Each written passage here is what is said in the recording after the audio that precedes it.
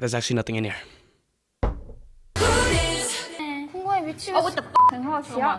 Before we get into the big controversy between Jae and Jamie, we have to preface with the context of what happened right before between him and JYP Entertainment. Jae has left the company. It seemed like a mutual decision. JYP also announced his contract termination and departure from DAY6. It looks like he'll be focusing on solo stuff for now. We got a glimpse of that with his appearance at Head in the Clouds. However, regarding his future with fellow members of DAY6, probably after they complete their military service and whatever happens to their expiring contracts in 2022, this situation with Jae being a part, with not being a part of DAY6, or Jae not equaling DAY6, is temporary. Due to why?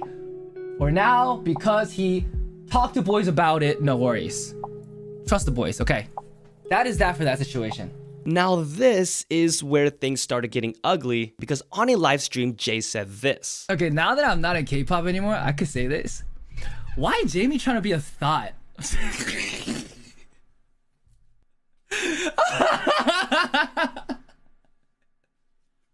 That's right, I said it. Tell her. I said it.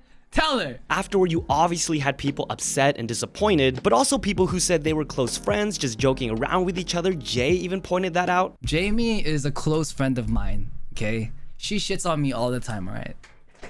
I will do what I want. However, it doesn't seem like Jamie took it as just a joke. She tweeted, "A what? Just remember how much I cared about you even before you were in your last company, and how many times I asked if you were alright. I prayed for you. Your questions were like mine. It's really sad." She then tweeted again saying, "I'm just deleting it. I'm okay. And I hate that we as women have to be subjected to men's humor to appease incels on the internet, period." Probably an hour later, Jae tweeted out an apology saying what he thought was friendly banter was actually in poor taste, and that he feels terrible for making Jamie feel the way she does. But the part that rubbed people the wrong way was him explaining that he thought the word he said was synonymous with the aura of what people refer to as a baddie. Many responding wondering how he would mix the two meanings at all, pointing out things in the past that insinuated he knew the negative connotation behind it. That's when Jae went live to apologize again. It really fucked up.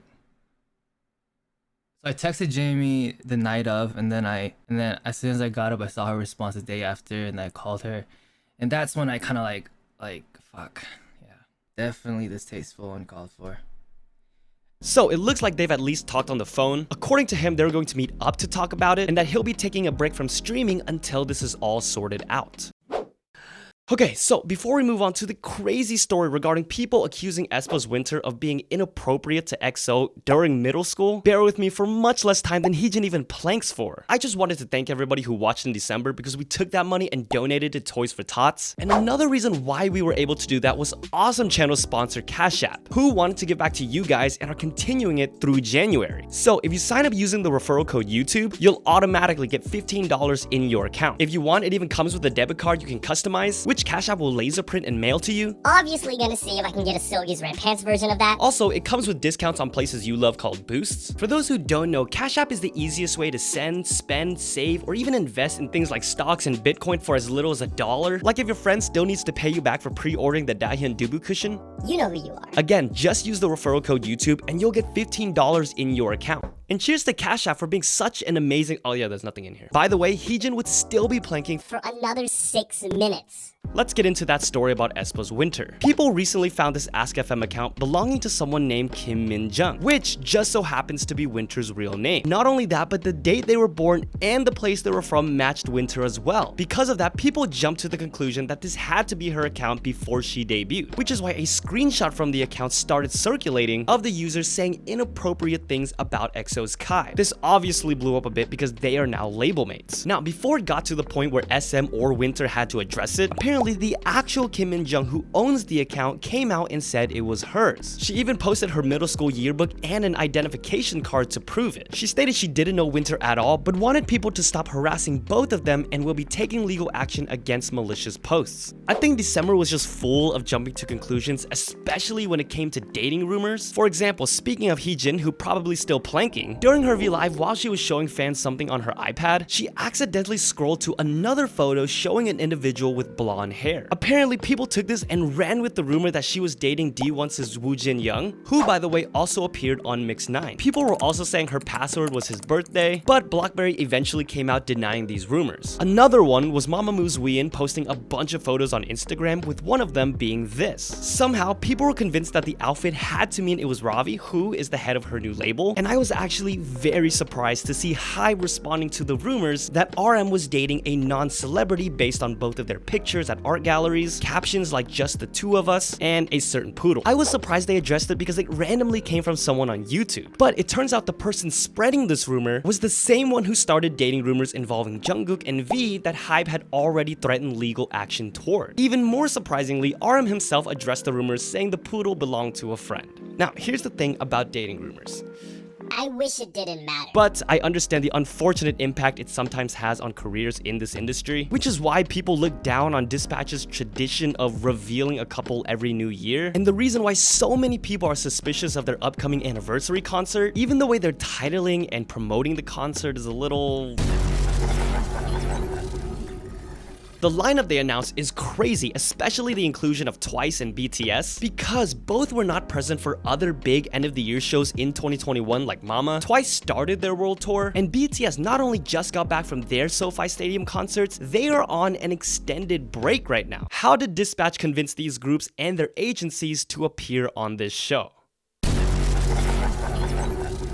Obviously, the insinuation is that Dispatch has a lot of information, if not on the artists themselves, then on the companies. Which is why a lot of comments are referring to this as the quote-unquote hostage concert. I think if it weren't for this threat that constantly hangs over them, we would see more things like SEULGI and BAMBAM going live together, sharing snacks?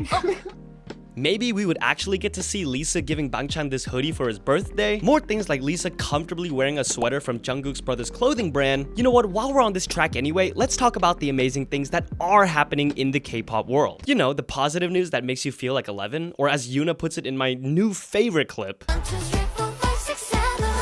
You make me so I've watched that an unhealthy amount of times. She just looks so serious. Don't worry, I won't overplay it. There's actually a lot of good things happening. Thoughts on the Step Back song and lyrics aside for another conversation? How about witnessing 4 different generations of top tier SM talent together in a super girl group? Winter, by the way, of aespa, who people accuse of always lip syncing, took it upon herself in their latest Dreams Come True performance to shut those down by intentionally not singing one of her lines and smirking at the end. 101 is releasing Beautiful Part 3, which we never thought would come, and it's going to include all 11 members. How about this? Imagine going to class one day and Alexa is your guest speaker. Alexa, if you're watching, which I know you're not only was Extra one of my top 20 songs of 2021, but Tattoo is probably my favorite song of the young year of 2022.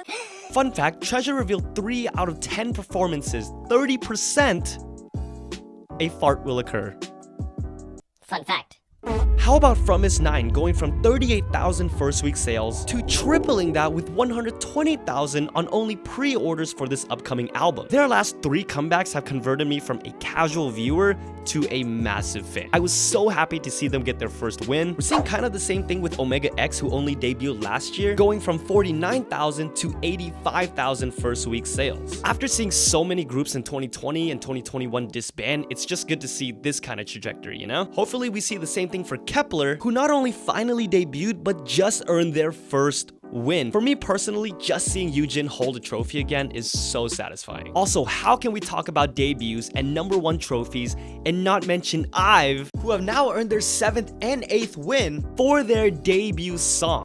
Guys, I know I said I wouldn't overplay it, but come on, it's their 7th win for a song called 11. No other time will I be able to end a video so perfectly with You make me so